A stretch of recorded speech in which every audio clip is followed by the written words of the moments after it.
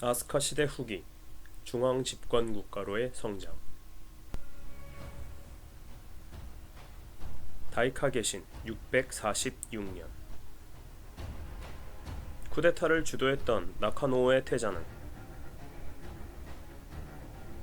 친위 쿠데타를 도왔던 귀족에게 후지와라 성씨를 하사했다.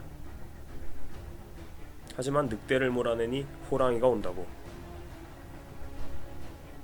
소가를 제거하고 새롭게 득세한 후지와라는 앞으로 수백 년간을 일본을 주무르는 세도 가문이 된다는. 어쨌든 그토록 학수고대하던 개혁에 착수했다. 나카노우의 태자, 이제부터 진짜로 강력한 중앙집권 국가를 건설하겠다는.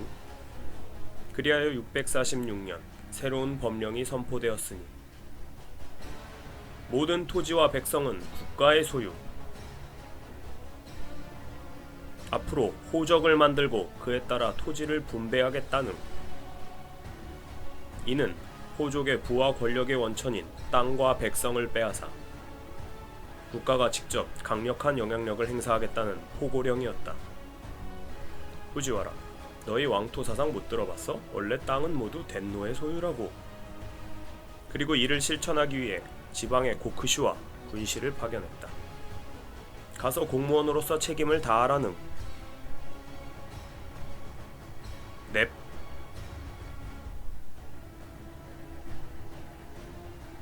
그리하여 지방관을 통해 나라 곳곳에 어떤 땅이 있는지, 인구는 얼마나 되는지의 정보를 입수했고, 이를 바탕으로 농민들에게 일정한 면적의 땅을 나누어 주어 그 대가로 해마다 농민들에게 곡식과 특산물을 징수하여 재정을 충당하는 한편 덤으로 병역의 의무를 지게 하였다. 이게 바로 당나라에서 최신 유행하는 조용조라는 과세 체계임. 이때 노비에게도 토지를 지급하였는데 이들이 소유했던 땅은 곧 주인에게 모두 귀속되었기 때문에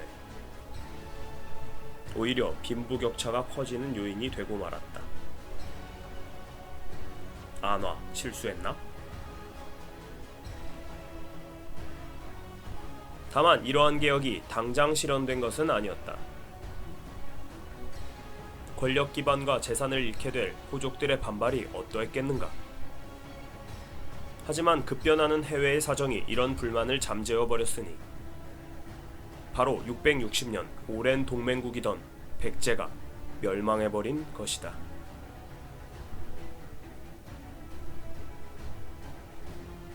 지금 토지개혁에 반발할 때가 아니라는.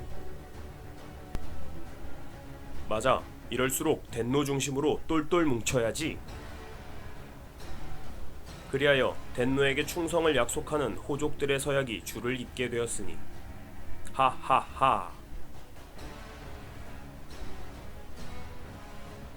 기분이 흡족해진 덴노는 당나라의 연호를 모방해서 다이카, 즉 크게 되다라는 뜻의 연호를 사용하게 되고 수도를 지금의 오사카 인근으로 천도를 하게 된다. 후지와라쿄의 전경이다. 인구 3만 명가량의 계획도시였다. 아스카는 너무 좁아 바다가 맞닿아 교통이 편리한 곳으로 옮기자는. 백촌강 전투 663년.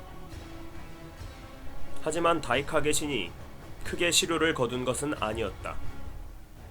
660년 백제가 망하자 곧바로 일본은 백제를 구원하기 위한 지원군 모집을 하게 되는데 당시 규슈에 임시정부를 설치하고 나카노우의 태자가 직접 진두지휘할 정도였다. 백제를 구원하기 위해 국력을 총동원하라. 때문에 내정개혁은 잠시 미룰 수밖에 없었고 덕분에 호족들은 큰 한숨을 쉴 수 있었다. 일단 다행. 어쨌든 당시 일본은 백제를 구원하기 위해서 국력을 총동원했다. 전체 인구가 약 400만 명이던 시대에 성인 남자 인구의 3%인 3만 2천여 명의 군사를 두 차례로 나눠 출병을 시켰으니 말이다. 하지만 당나라의 군대는 정의의 부대로서 매우 강했다. 때문에 3만여 명을 태운 일본의 함선은 백촌강, 지금의 근강 하구에서 당나라 군함과 맞닥뜨려 용을 써봤지만 당나라 함선의 불화살 공격에 추풍 낙엽처럼 쓰러지고 말았으니 배는 모두 타버리고 강은 새빨갛게 물들었다고 한다.